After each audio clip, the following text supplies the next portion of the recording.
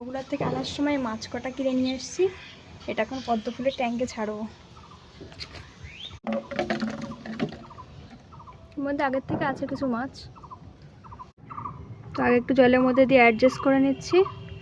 এরপর এর মধ্যে আস্তে ছেড়ে দেবো জল, যদি টেম্পারেচারটা একটু ঠিক হলে। এখন এগুলো ছেড়ে দেবো ট্যাঙ্কের মধ্যে।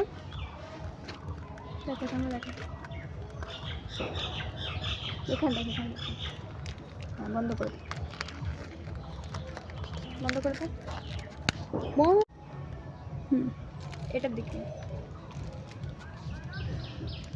নিচু কর, নিচু কর, আরও নিচু কর, পুরো সামনে নে।